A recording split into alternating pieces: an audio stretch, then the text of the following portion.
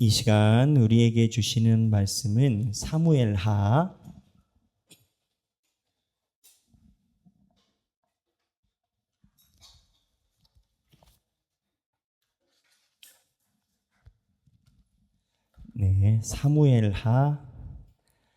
21장 1에서부터 14절입니다.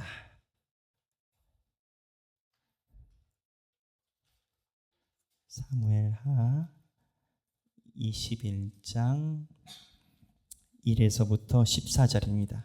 오늘 성경 말씀을 봉독하기 전에 오늘 성경 말씀의 배경을 조금 듣고 성경 말씀을 들으시는 게 좋을 것 같습니다. 사울이 아들이 우리는 다리를 저는 무비보셋이 성경에 많이 나오니까 무비보셋만 아들인 걸로 이해할 가능성이 있습니다. 그런데 실제로 사울의 아들이 7명 있었습니다. 그런데 이 7명이 다 사라집니다. 왜 사라졌냐? 오늘 본문에서 사라집니다. 성경에 있는 스토리대로라면 사울이 예전에 잘못했었던 학살했던 민족이 나와서 다윗에게 사울의 아들들의 핏값을 요구합니다. 그래서 다윗이 어떻게 하냐? 사울의 아들들 7명을 내줍니다. 그래서 그 기브온 거민들이 사울의 아들들을 세상 사람들이 다 볼 수 있도록 높은 산에서 목을 매달아 죽입니다. 그 대학살의 이야기인 거죠. 그 스토리가 나오는 게 오늘 본문입니다. 그래서 오늘 이 이해하기 어려운 이 사건이 왜 일어났는지 성경을 한 땀 한 땀 보면서 우리 성경 봉독을 하도록 하겠습니다. 21장 1에서부터 14절입니다. 저와 함께 한 절씩 읽겠습니다. 다윗의 시대에 해를 거듭하여 3년 기근이 있으므로 다윗이 여호와 앞에 간구하매 여호와께서 이르시되 이는 사울과 피를 흘린 그의 집으로 말미암음이니 그가 기브온 사람을 죽였음이니라 하시니라. 기브온 사람은 이스라엘 족속이 아니요 그들은 아모리 사람 중에서 남은 자라. 이스라엘 족속들이 전에 그들에게 맹세하였거늘 사울이 이스라엘과 유다 족속을 위하여 열심히 있으므로 그들을 죽이고자 하였더라. 이에 왕이 기브온 사람을 불러 그들에게 물으니라. 다윗이 그들에게 묻되 내가 너희를 위하여 어떻게 하랴? 내가 어떻게 속죄하여야 너희가 여호와의 기업을 위하여 복을 빌겠느냐 하니 기브온 사람이 그에게 대답하되 사울과 그의 집과 우리 사이의 문제는 은금에 있지 아니하오며 이스라엘 가운데에서 사람을 죽이는 문제도 우리에게 있지 아니하니이다 하니라. 왕이 이르되 너희가 말하는 대로 시행하리라. 그들이 왕께 아뢰되 우리를 학살하였고 또 우리를 멸하여 이스라엘 영토 내에 머물지 못하게 하려고 모해한 사람의 자손 7사람을 우리에게 내주소서. 여호와께서 택하신 사울의 고을 기브아에서 우리가 그들을 여호와 앞에서 목을 달겠나이다 하니 왕이 이르되 내가 내주리라 하니라. 그러나 다윗과 사울의 아들 요나단 사이에 서로 여호와를 두고 맹세한 것이 있으므로 왕이 사울의 손자 요나단의 아들 무비보셋은 아끼고 왕이 이에 아야의 딸 리스바에게서 난 자 곧 사울의 두 아들 알모니와 무비보셋과 사울의 딸 메랍에게서 난 자 곧 무올랏 사람 바르실레의 아들 아드리엘의 5 아들을 붙잡아 그들을 기브온 사람의 손에 넘기니 기브온 사람이 그들을 산 위에서 여호와 앞에 목매어 달매 그들 7사람이 동시에 죽으니 죽은 때는 곡식 베는 첫날 곧 보리를 베기 시작하는 때더라. 아야의 딸 리스바가 굵은 배를 가져다가 자기를 위하여 바위 위에 펴고 곡식 베기 시작할 때부터 하늘에서 비가 시체에 쏟아지기까지 그 시체에 낮에는 공중의 새가 앉지 못하게 하고 밤에는 들짐승이 범하지 못하게 한지라. 이에 아야의 딸 사울의 첩 리스바가 행한 일이 다윗에게 알려지매 다윗이 가서 사울의 뼈와 그의 아들 요나단의 뼈를 길르앗 야베스 사람에게서 가져가니 이는 전에 블레셋 사람들이 사울을 길보아에서 죽여 블레셋 사람들이 벳산거리에 매단 것을 그들이 가만히 가져온 것이라. 다윗이 그곳에서 사울의 뼈와 그의 아들 요나단의 뼈들을 가지고 올라오매 사람들이 그 달려 죽은 자들의 뼈를 거두어다가 사울과 그의 아들 요나단의 뼈와 함께 베냐민 땅 셀라에서 그의 아버지 기스의 묘에 장사하되 모두 왕의 명령을 따라 행하니라. 그 후에야 하나님이 그 땅을 위한 기도를 들으시니라. 아멘. 이 말씀은 살아계신 하나님의 말씀입니다.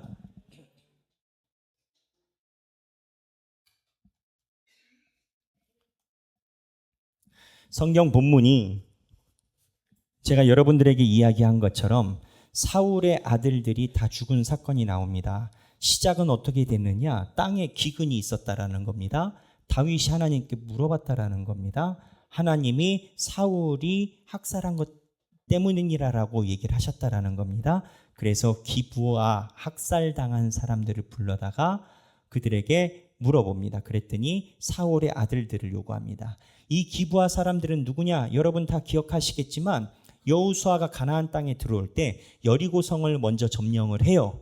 근데 여리고성에서 대성공을 거두니까 기부하, 여리고성 근처에 있는 기부하 거민들이 이스라엘 백성들에게 거짓말합니다. 그리고 와가지고 국제 불가침 조약을 맺습니다.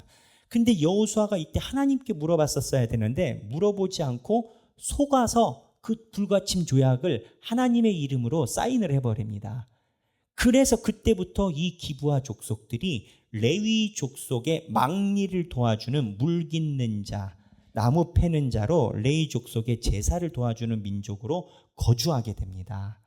그래서 이 기브아 거민이 계속 있었는데 이 기브아 거민이 사실은 유대인들 입장에서는 자기네 영토에 불법적으로 있는 이방인으로 눈에 가시처럼 여겨졌던 거예요. 그거를 사울이 학살을 했다라는 본문이 여기에 처음 나오는 겁니다. 그 학살당한 기브아 거민들이 와서 가뭄 때문에 다윗이 하나님한테 물어봐서 이랬다니까 와가지고 다윗한테 욕을 해요. 사울의 아들들 다 내놓으라고. 뭐 하겠어요? 목매달아 죽인 건 거예요. 이 성경 21장이 난의 구절입니다. 이 사건이 해석하기 어려운 구절입니다. 그런데 해석하기 어려워서 난의 구절이 아닌 것 같습니다.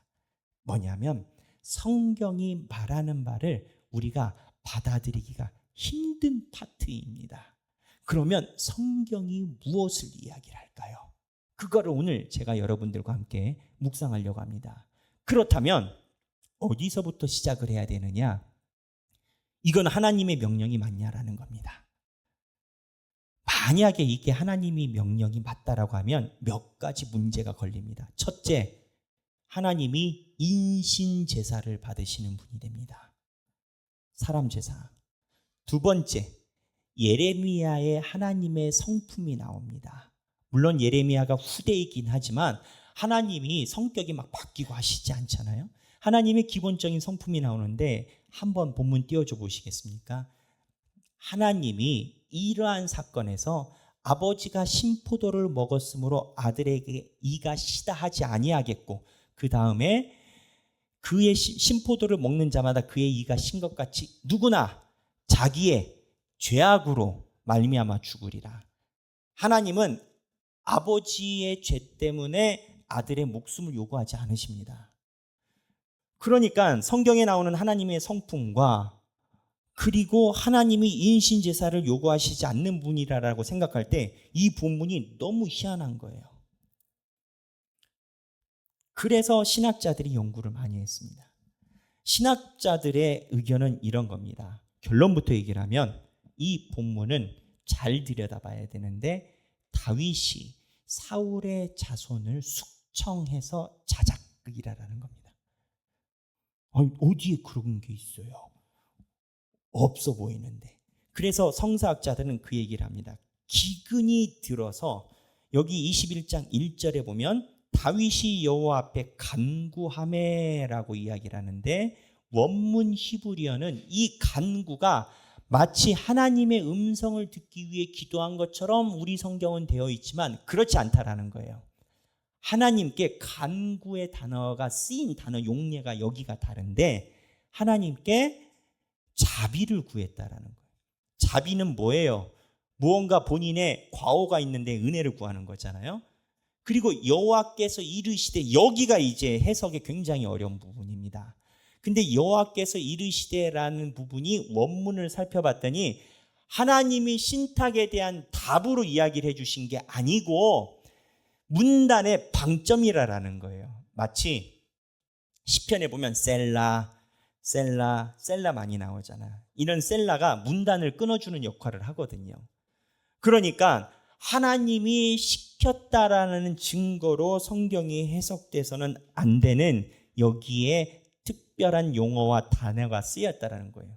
그러면 하나님이 안 시켰으면 이 다음 이야기가 의문이 돼요.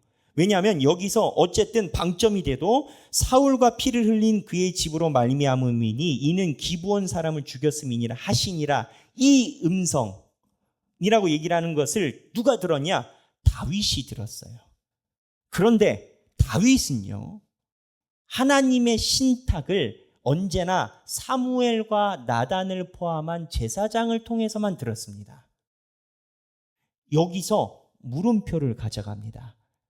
다윗이 들었어? 다윗이 원래 하나님한테 신탁 들은 적 없는데, 근데 이걸 확인할 사람이 누구예요? 다윗 하나라는 거예요. 의심을 한다라는 거예요. 근데 이 스토리에 애매한 것이 처음에 비가 안 와서 문제로 시작을 했거든요. 근데 나중에 비가 오게 된 그 계기가 있어요. 성경의 흐름대로라면 사울의 아들 7명을 다 죽여서 비가 온 게 아니에요. 7명이 죽으니까 사울의 와이프가 아들이 죽었잖아요. 그러니까 그 옆에서 밤낮 울면서 아들의 시체를 지켜요. 여러분 생각해 보세요. 한 날에 한 명도 아니고 7명의 아들이 동네에서 이렇게 전시품처럼 목을 매달아서 죽고, 나라가 허락한 살인인 건 거예요. 국가가 허락한 살인이 된 건 거예요. 한때는 왕족이요 왕자였던 사람들이, 그리고 대왕 대비였던 이 사람들의 어머니인 사울의 처가 거기에서 눈물을 흘립니다. 제 생각인데 여론이 이 장면을 보고 안 좋았던 것 같습니다. 성경 본문에 의하면 다윗의 귀에 들린 겁니다. 그러니까 다윗이 시신을 잘 장사 지내줘라 하면서 사울과 요나단의 시신도 꺼내서 같이 장사를 지냅니다. 어디? 사울의 고향인 기스에다가 이 시신을 장사를 지냅니다. 근데 여기서 또 신기한 게 있어요. 사울과 요나단의 시신이 왜 기스에 없죠? 여기 보면 길란 야베스에 있어요. 우리 성경 BT 통해서 아시겠지만 길란 야베스는 기스에서 너무 먼데요. 길란 야베스 사람들이 사울과 요나단의 시신을 가져갔거든요. 사울이 죽었을 때 장사 지내주려고. 그런데 왕이 됐으면 기스에다가 옮겨줬었어야 됐거든요. 이스라엘 백성들은 자기 고향에서 자기의 시신이 있는 것을 굉장히 중요하게 여깁니다. 그래서 요셉도 자기 아버지가 야곱이 내가 애굽에서 죽으면 우리가 분명히 가나안 땅으로 들어갈 텐데 그때 나의 뼈를 가지고 가라. 아시죠? 이스라엘 백성들은 자기 고향에 자기 뼈가 묻히는 걸 중요하게 생각을 해요. 우리나라도 그러지 않습니까? 근데 사울과 요나단의 시신이 여기 없어요. 그리고 다윗이 이 죽은 아들 7명을 장사를 치르게 해요. 그 다음에 비가 옵니다. 그러면 궁금한 게 7명을 죽여서 비가 온 겁니까? 다윗이 장사 지내줘서 비가 온 겁니까? 성경은 명확하게 얘기하지 않는데 흐름을 가지고 있어요. 그렇다면 목사님 도대체 뭘 얘기를 하려고 하는 거예요? 목사님 뭘 얘기를 하려고 하는 거예요? 전라도 말로 아유 진짜 우리 목사님 징 안 해. 그냥 끝까지 얘기 안 해주고 그냥 하여튼 중간에 잠깐 잘렸는데 그냥 얘기를 안 끊어줘. 뭘 얘기를, 여기 성경이 이야기하는 게 있어요. 성경은 사무엘서는요 언제나 하나님이 그 메시지에 배워놓습니다. 다윗의 가장 신경 쓰이는 정적이 누구냐? 사울의 집안입니다. 생각해 보세요. 사울의 집안에 아들이 있어요. 7명이나 있어. 만약에 다윗이 레임덕이 오거나 민심이 이반되게 되면 어떠한 사람에게 가장 힘이 쏠리겠어요? 바로 사울의 아들들이에요. 이거는 정치를 좀 연구하는 사람들은 누구나 다 아는 패턴입니다. 어떠한 정권도 평생 인기가 많기만 하지는 못합니다. 저는 대한민국 대통령 중에 처음에 당선될 때 지지율을 그대로 유지한 대통령을 한 명도 못 본 것 같아요. 모르겠어요. 제가 젊어서 그런지 몰라도. 다 당선될 때 지지율과 퇴임할 때 지지율은 달라.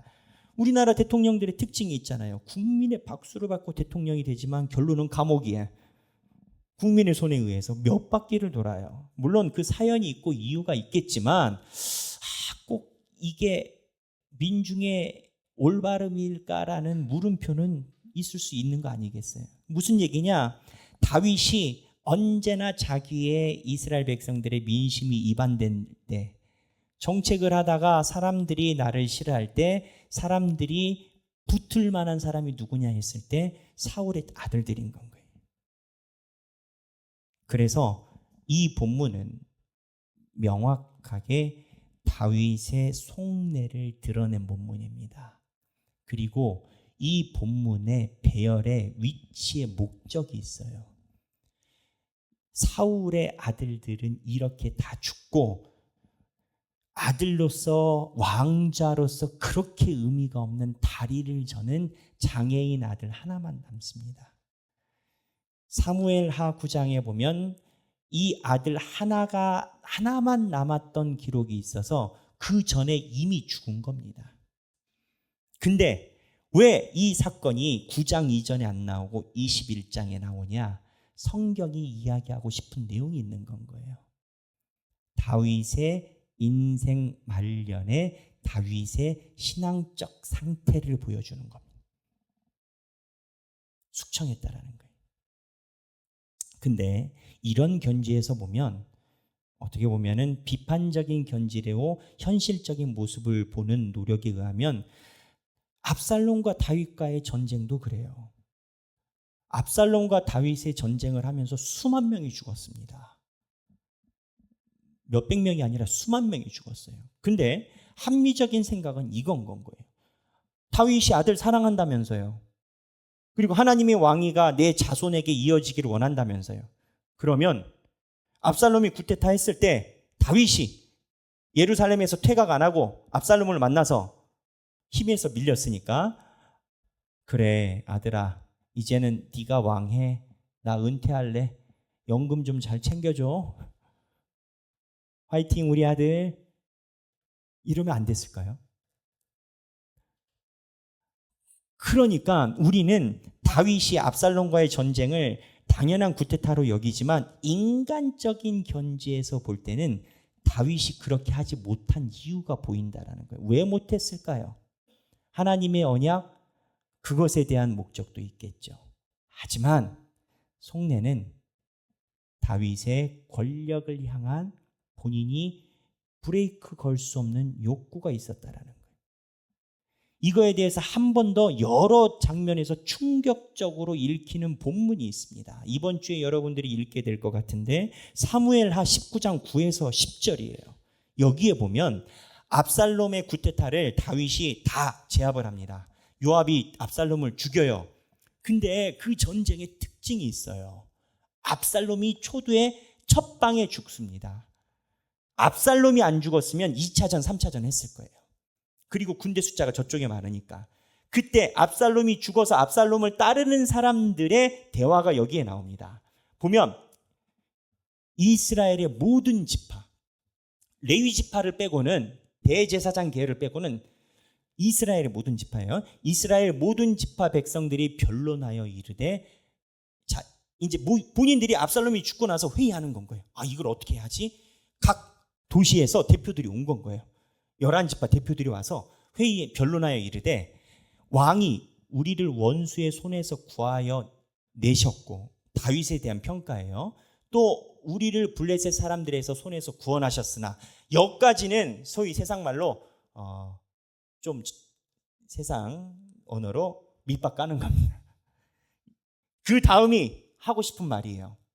뭐냐? 이제 압살롬을 피하여 그 땅에서 나가셨고, 그게 무슨 얘기냐? 우리가 안 쫓았다라는 거예요. 압살롬이 예루살렘에 올라가서 왕을 만나러 갔는데 자기가 그만뒀다라는 거예요. 그러니까는 이 구조가, 아니 본인이 우리를 구해줬지만 그 땅에서 나가셨고 우리 왕으로서의 책임을 그만두셨고, 그 다음에 10절 그 다음에 보면 그 다음 사건이 충격인데, 우리가 기름을 부어 우리를 다스리게 한 압살롬은 싸움에서 죽었거늘, 이라고 얘기를 해요. 그 전에는 압살롬이 단순히 모의에서 움직인 걸로만 알았습니다. 그런데 이 본문에서 무엇을 이야기를 하느냐? 11개 지파가 압살롬을 언제 기름을 부었다라는 거예요. 그럼 기름은 뭐예요? 목사님 참기름 들기름 아니에요. 이때 기름은 올리브 감람유예요. 올리브 감람유는 무엇을 얘기를 하나요? 왕을 상징해요. 사무엘서에 나오는 기름 부음은 사울에게 했고 다윗에게 했어요. 근데 차이가 있죠. 사울과 다윗은 하나님이 선지자를 보내서 했어요. 근데 이들은 선지자를 보내서 한 거를 보고 자기네들이 압살롬을 기름을 부었다라는 거예요. 물론 이거에 대한 문제성은 차후에 이야기한다 치더라도 제가 말하고 싶은 방점은 다윗 입장에서는 이미 새가 엎어진 거였습니다. 단순히 압살롬 퇴각한 게 아니라 이미 지파가 하나도 안 남은 거예요. 알아서 왕좌에서 내려가야 되는 상황인 겁니다. 근데 여기에서 반론을 얘기를 하려는 거예요. 그렇다면 이런 상황에서 끝까지 전쟁을 한 이유가 뭐냐라는 거예요. 다윗의 아들이잖아요, 압살롬. 하나님이 왕위를 너와 너의 아들들로 이어간다고 했잖아요. 지파가 다 돌아갔어요. 물론 하나님이 다윗을 기름 부어서 왕으로 이어가게 하신 하나님의 섭리가 있습니다. 근데 이 하나님의 섭리 속에 뭐가 있느냐? 다윗은요, 이미 새가 넘어갔을 때 하나님과 핸드폰으로 통화하지 않는 한 하나님의 뜻을 아는 게 쉽지 않을 때 버틴 동력이 뭐였겠냐라는 겁니다. 하나님의 영광을 위해서, 나라의 안위를 위해서 그 마음이 있었을 거예요. 하지만 다윗 마음속에 권력을 향한 욕구가 분명히 있었다라는 겁니다. 그러지 않으면 이 판국에 다 엎어진 판을 다시 하기 위해 전쟁에 참전하기가 쉽지 않다라는 거예요. 그런 의미에서 다윗이 이 권력을 향한 멈출 수 없는 본인의 욕구 속에 아들이 죽으니까 내가 권력자로서 지켜야 되지만 내 아들이 죽게 되는 이 상황에 괴리가 일어나는 거예요. 압살롬아, 내 압살롬아. 내 아들을 사랑을 하면서도 이거를 놓지 못해요. 왜 사울의 7 아들을 죽였다라고 이야기를 하느냐? 목사님, 다윗이 옛날에 사울 옷자락만 베고 살려주고 그랬잖아요. 사울이 죽었을 때 애가를 불렀잖아요. 맞아요. 근데 이 성경 본문이 이야기를 하는 게 있어요. 뭐냐면 하나님의 이름으로 살아가면서 절대 꺼지지 않는 우리 안에 있는 야만성을 이야기를 해요. 하나님의 빛 가운데 거하지만 사라지지 않는 우리의 민낯을 얘기해요. 다윗이 젊은 날에는 하나님을 믿는 믿음으로 이 야만성이 눌러졌는데 없어진 게 아니었다라는 거예요. 그래서 사울의 아들들 7명을 직접적, 간접적 살해를 합니다. 간접이라고 하면은 요즘 그런 용어 있잖아요. 법적 용어, 살인교사. 교사가 뭐예요? 살인을 가르쳤다라는 거예요. 다윗이 허락했잖아요. 직접적이라고 하면 다윗이 죽인 사람이 되는 거고. 이 야만성이라는 문제가 굉장히 성경의 중요한 문제라는 거예요. 무슨 얘기냐? 우리의 모든 것은요, 인간을 어떻게 보느냐에서부터 시작을 합니다. 사실은 삶에 일어나는 현실과 모든 문제도 인간론에서부터 시작합니다.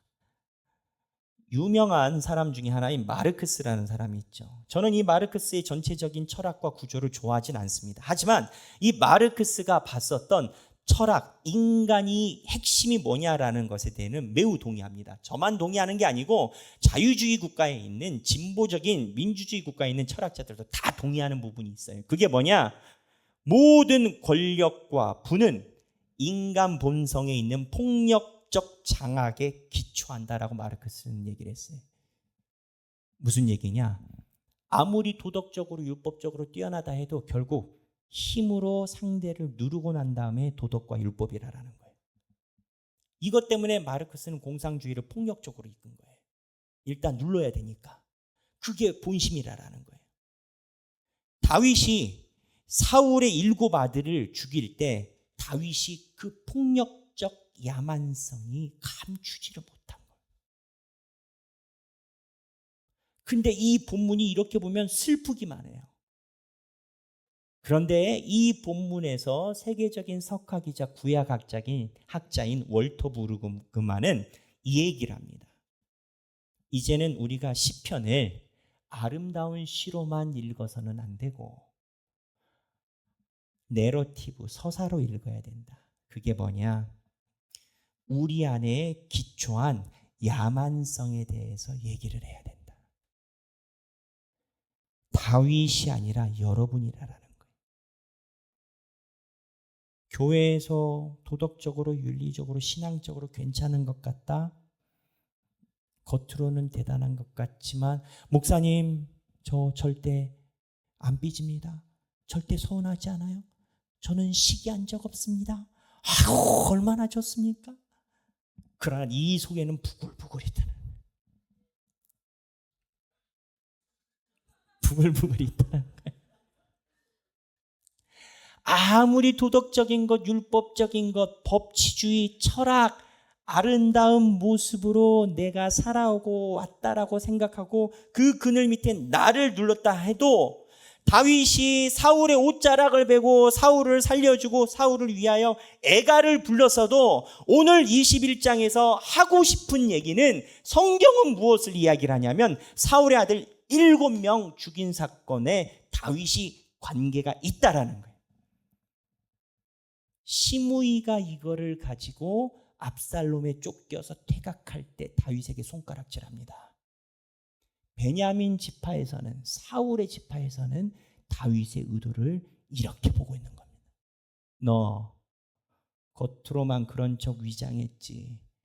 사울의 아들 7명 다 죽였지.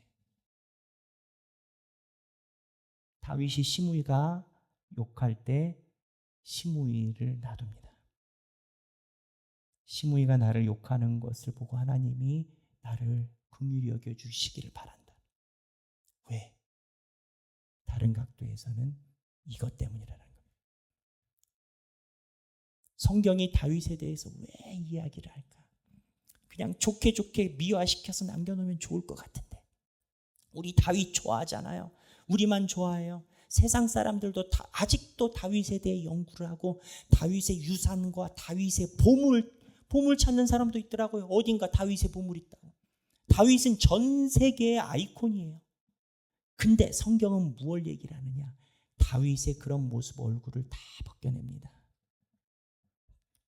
그리고 그 안에 있는 어쩔 수 없는 야만성을 드러내요. 근데 야만성을 드러내는 이유가 있습니다. 왜 그럴까요? 자기 안에 숨어있는 야만성을 보게 되면 남는 거는 출구가 딱 하나밖에 없습니다. 이 야만성을 이길 수 있는 출구는 하나님이 의롭다 하시는 칭의, 값없이 우리를 맞아주시는 하나님의 신적인 힘, 우리가 아닌데 그렇다라고 얘기를 하시고 받아주시는 하나님의 신적인 능력이 아니면 이 드러난 야만성은 해결을 볼 수가 없어요. 이래서 예수를 믿어야 되는 거예요. 월터 브루그만이 그 얘기를 했어요. 야만성은 하나님의 신적인 의로움, 칭의만 부른다. 성경이 이야기하는 우리 안에 있는 본성은 결국 하나님이 우리를 의롭게 여겨주신다는 하나님의 은혜만 부를 수밖에 없다라는 거예요. 목사님, 저는 절대 삐지지 않습니다. 목사님, 저는 절대 소원하지 않아요. 저는 말씀과 기도해서 살아갈 거예요. 하지만 내 안에 그렇지 않은 모습을 여실히 볼 때 해결이 안 돼요. 권력에 대한 욕구, 마치 아니라라고 생각하지만 나는 교회에서 주님을 위해서 살겠어요, 주님을 위해 살아가겠습니다 하지만 성경이 우리를 기록을 안 해주면 얼마나 감사한지 모르겠어요. 다윗처럼 성경이 우리를 기록하면 뭐라고 하겠어요? 그렇게 열심히 찬양하고 말씀을 보는 것처럼 하더니 집에 가서 근데 해결이 안 돼. 단순히 그 문제가 아니에요. 이러한 야만성이 드러나면 뿌리의 문제. 다윗은 그러면 이러한 모습에 대해서 어떻게 했을까요? 다윗은 자기 삶에 자기 안에 있는 두 얼굴의 야만성을 다윗은 알고 있었습니다. 그래서 오늘 이 본문의 배경이 되는 시편을 썼다라고 추정되는 시편이 있습니다. 바로 시편 103편입니다. 다윗이 이 시편에 본인의 이 야만성에 해당되는 것을 하나님 앞에 고백하는 겁니다. 여기 보면 시편 103편 8편에 보면 여호와는 긍휼이 많으시고 은혜로우시고 노하기를 더디하시고, 하나님이 노하기를 제때하시면 살아남을 사람이 없어요. 인자하심이 풍부하시도다. 자주 경책지 아니하시며 노를 영원히 품지 아니하시리로다. 우리의 죄를 따라 우리를 처벌하지는 아니하시며, 공평하지 않은 하나님이에요. 근데 이 죄가를 하나님이 가져가세요. 제가 1부 땐 얘기를 안 했는데, 가인과 아벨 사건에서 여러분, 가인이 아벨을 죽였잖아요. 그러면 가인이 피에는 피, 눈에는 눈이어서 가인이 죽어야 돼요. 근데 하나님이 가인을 오히려 보호해 주세요. 그리고 인을 쳐주세요. 왜 그런 줄 아세요? 그때 아담의 아들이 가인과 아벨 둘이에요. 만약에 공평하게 가인을 죽이면 아담의 아들들이 전멸해요. 그러면 구조적으로 악이 이겨요. 그러면 악을 이기는 탈출구가 뭔지 아세요? 하나님이 이 죄가를 가져가세요. 그래서 가인을 살려주시고 살게 인을 쳐주시는 거예요. 그래서 무언가 공평을 무너뜨리는 것은 그 죄가가 그 당사자, 심판자한테 넘어가는 구조를 갖고 있어요. 가인과 아벨부터 예수 그리스도의 구원을 부르고 있다라는 거예요. 우리 안에 있는 야만성이 결국은 해결되는 방법은 하나님 외에는 방법이 없다라는 거예요. 제대로 죄가를 따지면 가인과 아벨이 죽듯이 다 죽어버려야 된다. 그런데 여기서 다시 시편으로 와서 우리의 죄를 따라 우리를 처벌하지 아니하시고 우리의 죄악을 따라 우리에게 그대로 갚지는 아니하셨으니 11절 하늘이 땅에서 도품같이 그를 경외하는 자에게 그의 인자심이 크심이로다. 여기서 이 표현이 나옵니다. 12절입니다. 다 함께 읽겠습니다. 동이 서에서 먼 것 같이 우리의 죄가를 우리에게서 멀리 옮기셨으며, 우리의 죄가 없어지지 않아. 우리의 죄가 없어지지 않아요. 예수 그리스도처럼 완벽하게 되지 않아요. 다윗이 가지고 있는 그 야만성이 하나님을 뵈는 그날까지 부족한 상태로 있어요. 그런데 하나님이 이걸 어떻게 처리하시느냐? 동이 서에서 먼 것 같이 우리 안에 있는 야만성을, 우리의 죄가를 우리에게서 영향받지 않게 옮겨놓는 거예요. 없어지는 게 아니라 옮겨지는 거예요. 하나님의 성호 안에서 내 안에 나를 잠식하는 야만성이 옮겨지는 거예요. 이게 동이 서에서 먼 것 같이라는 표현인 거예요. 다윗이 느끼는 건 거예요. 내 안에 사울 집안이 끝까지 걸려요. 말씀을 연하시다 보면은 이미 읽으셨겠지만 시바, 무비보셋을 지키라라고, 사울의 아들 무비보셋 지키라라고 한 시바가 나와서 다윗에게 얘기를 합니다. 다윗이 퇴각할 때 무비보셋 왜 안 왔냐 했더니 시바가 그 얘기를 해요. 자기의 무비보셋이 자기의 왕위를, 아버지의 왕위를 줄까 하노라. 결론은 어떻게 됐어요? 그게 거짓말이거든요. 근데 다윗이 확인하지 않아요. 왜 확인하지 않는 줄 아세요? 발작 스위치예요. 다윗은 사울이 자기의 초미의 관심사 집안인 거예요. 안 없어져요. 근데 하나님이 동이 서에서 먼 것 같이 우리의 죗가를 옮겨주시는 거예요. 13절에 아버지가 자식을 긍휼히 여김같이 여호와께서 자기를 경외하는 자를 긍휼히 여기시니. 하나님의 이러한 은혜를 모든 사람이 다 수혜받지 않아요, 여러분. 경외가 뭐예요? 경외는 하나님을 바라보는 건 거예요. 하나님을 바라보는 자만이 자기의 야만성에서 하나님의 은혜의 수혜자가 돼.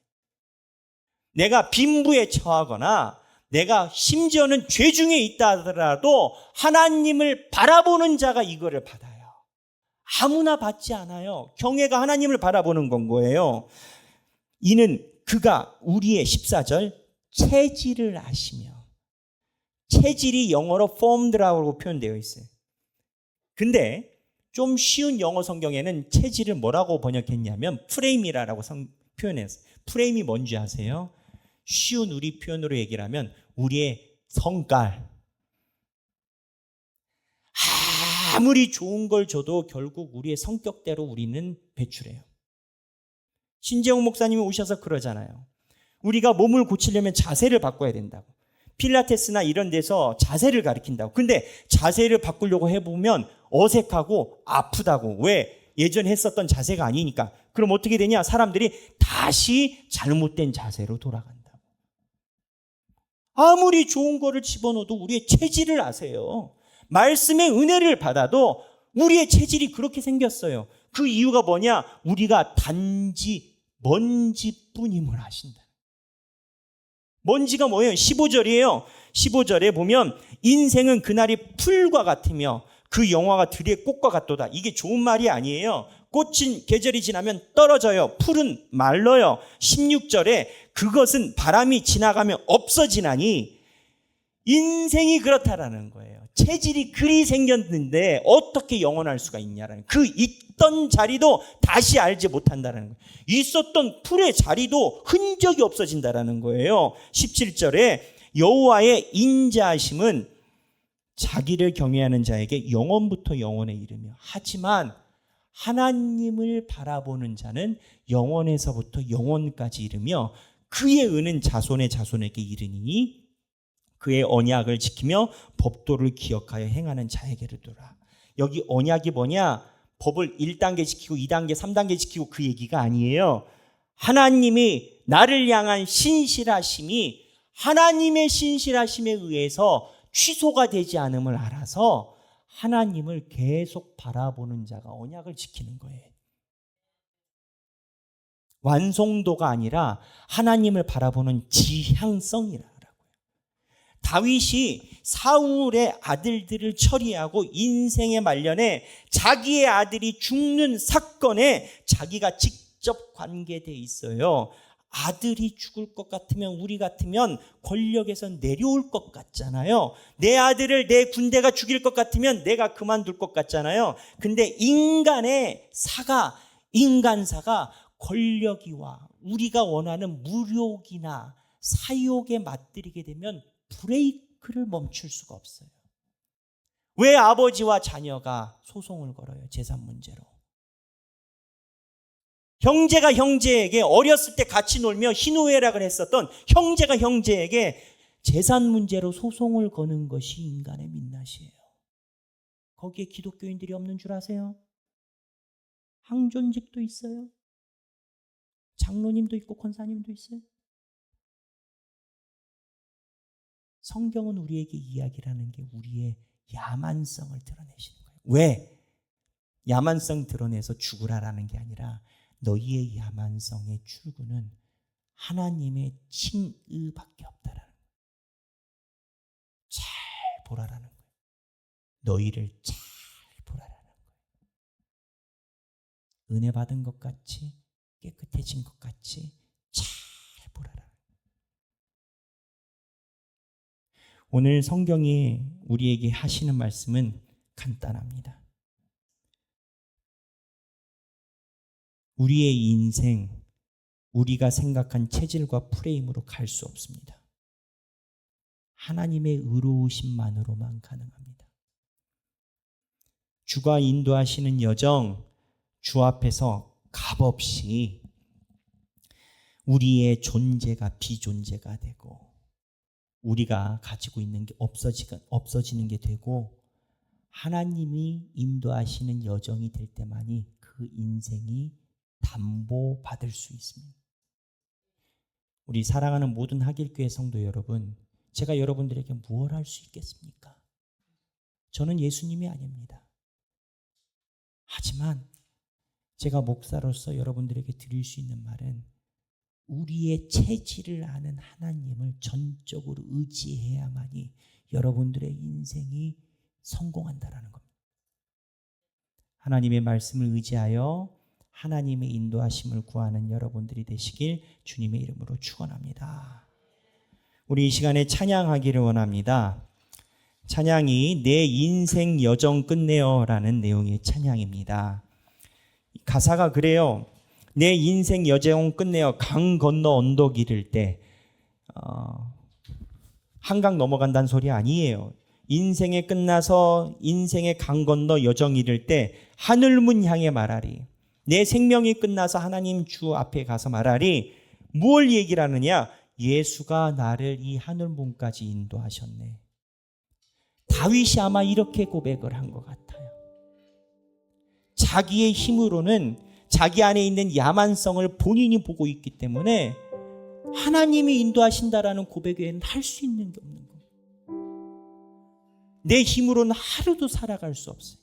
나중에 열왕기서의 다윗이 임종 직전에 보는 모습을 보면 이러한 모습이 더 많이 나와요. 혹자는 그래요. 사무엘 하 말미에 다윗의 민낯맛 잘못된 것만 드러난다라는 거예요. 그래서 미화시킵니다. 아니에요. 성경에서는 다윗의 마지막에 민낯이 너희의 모습이고 다윗은 그러한 민낯의 모습에서 하나님만 힘없이 바라볼 수밖에 없음을 고백했고 그 인생이 하나님이 다윗을 예수 그리스도의 조상으로 만든 이유가 있다라는 거예요. 우리도 우리 안에 있는 죄성과 끊을 수 없는 충돌과 어쩌면 우리랑 상관없는데 아버지가 아들을 소송하고 아들이 아버지를 소송하는 이러한 사회에서 무감각한 나의 죄성이 우리도 있다라는 거예요. 근데 그 출구가 주님의 인도하심이 아니면 불가능한 거예요. 함께 찬양하기를 원합니다.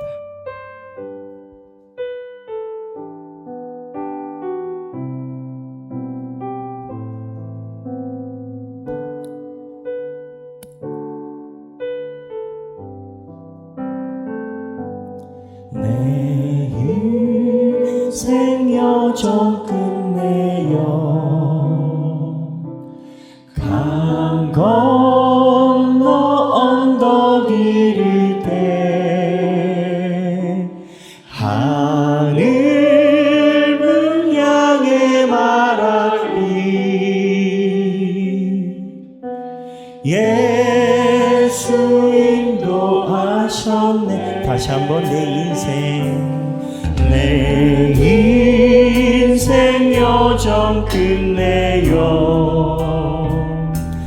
강 건너 언덕 이를 때 하늘은 향해 말하리. 예수 인도하셨네. 매일 발걸음마다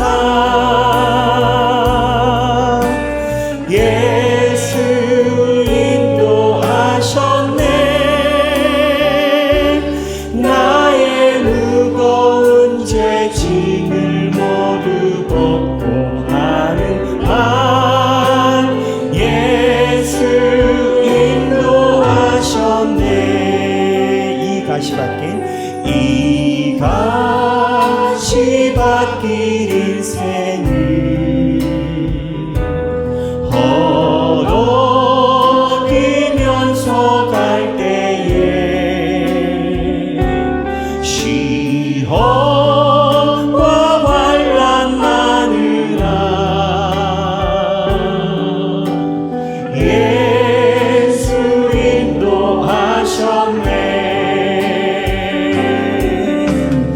매일 발걸음마다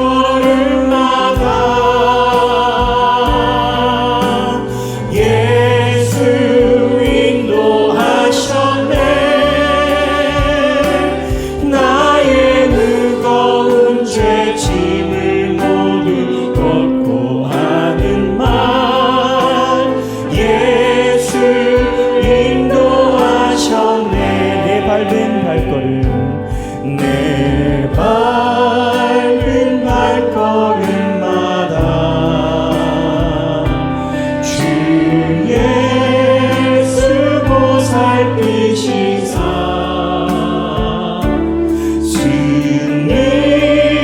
승리에게가 부르며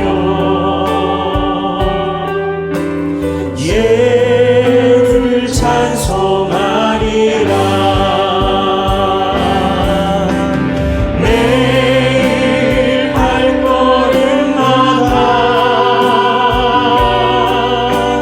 예수 인도하셨네. 나의 무거운 죄짐을 모두 걷고 하는 말 예수 인도하셨네.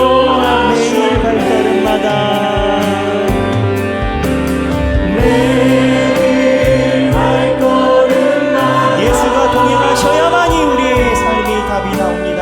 예수 인도하셨네. 나의 무거운 죄짐을 모두 걷고 하는 말 예수 인도하셨네. 이 시간에 제가 기도하겠습니다. 하나님 아버지, 우리를 주님의 전에 불러주셔서 감사합니다. 또한 이 시간에 우리의 영점 조정, 우리의 방향성 조정을 할 수 있도록 말씀을 우리에게 들려주심에 감사합니다. 예수 잘 믿기를 원하지만 잘 믿지 못합니다. 세상에 있는 것들이 중요하지 않고 예수가 중요하기를 원하지만 사실은 그러지 못합니다. 하나님을 위해서 모든 것을 다 던진다라고 하지만 내 마음속에는 그렇지 않고 숨겨져 있는 나만의 소욕과 야만성이 있음을 고백합니다. 하나님, 어떻게 주님의 나라에 합당한 사람이 될 수 있을까요? 직분 받으면 되나요? 교회 오래 다니면 되나요? 나도 한때는 그랬다라고 생각하는 본성이 내 안에도 있습니다. 하나님, 오늘 주님의 손을 잡고 동행하지 않으면 내 안에 있는 야만성과 내 안에 있는 소욕이 나를 삼킴을 주 앞에 고백합니다. 하나님, 우리를 불러주신 것처럼 오늘도 내 손을 잡고 걸어가 주시고, 내가 멈추지 못하는 내 소욕에 있을 때 하나님, 내 체질, 내 프레임을 다 아시는 주님, 내 손을 붙잡아 주옵소서. 신앙의 환경 속에서 자라났음에도 살아왔음에도 불구하고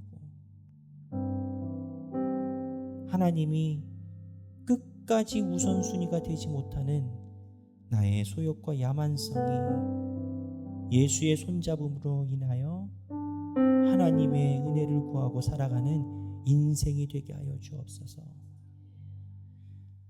이제는 우리 주 예수 그리스도의 은혜와 하나님 아버지의 극진하신 사랑과 성령님의 감동감화 교통하심이 주님 앞에 나의 성격 체질을 고백하고 주님께서 끝까지 내 손 잡아주시라라고 기도하며 살아가기 원하는 사랑하는 모든 주님의 백성들 머리 위에 지금으로부터 영원토록 함께 계시길 성부와 성자와 성령의 이름으로 간절히 축원하옵나이다.